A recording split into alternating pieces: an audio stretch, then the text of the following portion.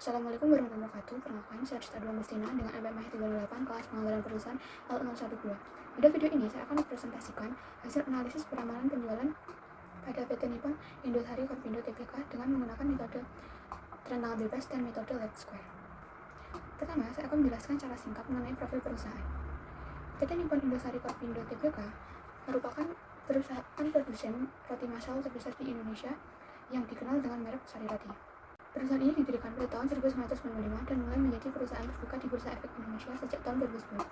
Saat ini, perusahaan mengoperasikan sekitar 14 pabrik yang tersebar di berbagai wilayah Indonesia untuk menjaga kesegaran produknya.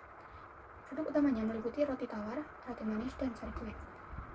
Dengan jaringan distribusi yang luas, perusahaan ini menjadi salah satu pemimpin pasar di industri roti nasional. Pada saat ini ditampilkan analisis tren tangan bebas yang dibuat berdasarkan data penjualan neto kuartalan PT Nippon Indosari Korpindo Tbk dari tahun 2022 sampai dengan tahun 2024. Data tersebut diambil dari laporan laba rugi konsolidasian perusahaan, khususnya pada bagian penjualan neto. Data tersebut kemudian disusun per kuartal sehingga diperoleh 12 periode data, yaitu dari kuartal 1 tahun 2022 sampai kuartal 4 tahun 2024. Setelah itu, data divisualisasikan dalam bentuk grafik, lalu ditarik garis tren secara visual atau yang disebut metode tren tangan bebas. Disebut tren tangan bebas karena garis tren ditarik secara perkiraan mengikuti pola titik data penjualan. Dari grafik tersebut dapat terlihat bahwa pola penjualan cenderung meningkat dari waktu ke waktu.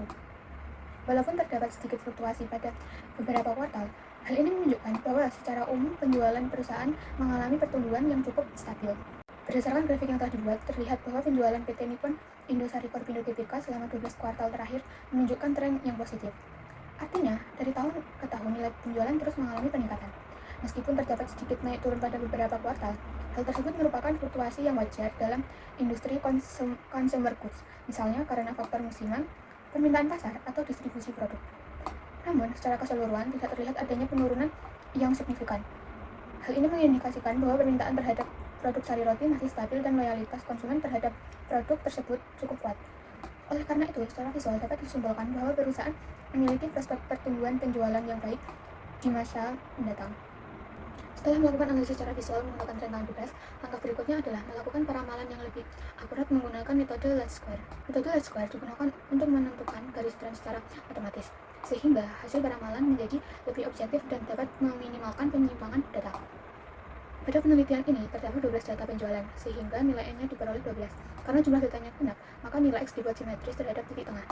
Kemudian dilakukan perhitungan untuk mencari konstanta A dan B dengan rumus konstantaannya yaitu sigma Y per N yang menunjukkan rata-rata nilai penjualan, dan untuk konstantannya yaitu sigma X Y per sigma X kuadrat yang menunjukkan tingkat perubahan atau pertumbuhan penjualan. Dari hasil perhitungan diperoleh konstantaannya yaitu 973.995 dan untuk konstantannya yaitu 1942, sehingga diperoleh persamaan garis tren yaitu Y-nya 973.990 plus 1942X. Nilai P sebesar 1942 menunjukkan bahwa secara rata-rata penjualan perusahaan meningkat sekitar 1.942 juta rupiah setiap kuartalnya. Setelah diperoleh persamaan tren, langkah selanjutnya adalah menghitung proyeksi penjualan untuk tahun 2025. Perhitungan dilakukan dengan memasukkan nilai X untuk periode selanjutnya, yaitu kuartal 1 sampai kuartal 4 tahun 2025. Hasil perhitungannya adalah sebagai berikut. Kuartal 1 2025 diperkirakan sebesar 999 miliar rupiah, kuartal 2 sekitar 1 triliun 3 miliar rupiah, kuartal 3 sekitar 1 triliun 7 miliar rupiah, dan kuartal 4 sekitar 1 triliun 10 miliar rupiah. Jika dijumlahkan, maka total proyeksi penjualan pada tahun 2025 diperkirakan mencapai sekitar 4.020.248 juta rupiah atau sekitar 4,2 triliun.